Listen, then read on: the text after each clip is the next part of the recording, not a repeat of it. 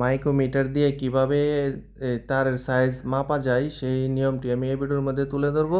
এবং এই মাইক্রোমিটারটির মধ্যে 1 থেকে 50 পর্যন্ত নাম্বার দেওয়া আছে 5 গ্যাপ দিয়ে।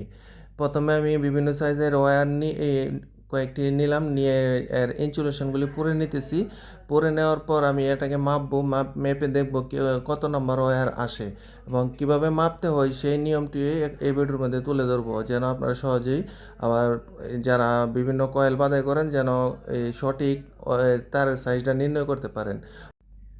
35 নাম্বার একটি ওয়্যার মাইক্রোমিটারে ঢুকিয়ে রুলারটা আমি ঘুরিয়ে টাইট করে নিলাম। টাইট করে নেওয়ার পর দেখেন এখানে 21 নাম্বারে গিয়ে আমার রুলারটি পৌঁছেছে, যেখানে কিন্তু একটি কালো দাগও পুরোপুরি বের হয় না। যদি একটি কালো দাগ বের হইতো তখন 50 সাথে যোগ করতাম।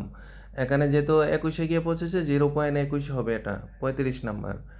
এখন আমি দ্বিতীয় যে এই 0.21 স্ট্যান্ডার্ড গেজেও আপনারা বের করতে পারবেন, অথবা আমি চার্ট দিলাম, চার্টের থেকেও বের করে নিতে পারবেন।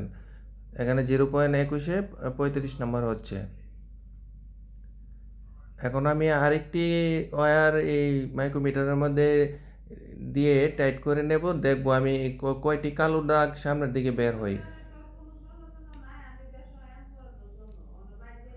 সামনের দিকে দেখা যাচ্ছে এখানে 2টি কালো দাগ বের হয়েছে। 2টি কালো দাগে 50 আমরা সাধারণত 100 ধরি, 100-এ 1 এবং 100-এর সাথে যদি কয়টা কত নাম্বার পাশাপাশি বের হয়েছে ওই নাম্বারটা সহ যোগ করব। যেহেতু এখানে শূন্যর কাছাকাছি সেহেতু শুধু 100 মানে 1.00। 1.0-এ 19 নাম্বার হইতেছে। এখানে স্ট্যান্ডার্ড গেজে 1.0-এ 19 নাম্বার হয়, যেহেতু এটা 19 নাম্বার ওয়্যার। এখন আমি একটি 12 নম্বর ওয়্যার মেপে দেখব আসলে কি সঠিক আসে কিনা। এটা হচ্ছে একটি 12 নম্বর ওয়্যার। আমি মাইক্রোমিটারে ঢুকিয়ে রুলারটি ঘুরিয়ে টাইট করে নিলাম। নেওয়ার পর দেখি আমি এখানে কয়টি দাগ বের হয়েছে। এখানে আমার সামনের দিকে টোটাল 5টি দাগ বের হয়েছে। 5টি হচ্ছে 250, আর পাশাপাশি আরও 14 নম্বরে গিয়ে পৌঁছেছে। 250 আর 14 হচ্ছে 264, মানে 2.64 হবে। 2.64 এ মাইক্রো স্ট্যান্ডার্ড গেজে 2.64 হচ্ছে 12 নম্বর।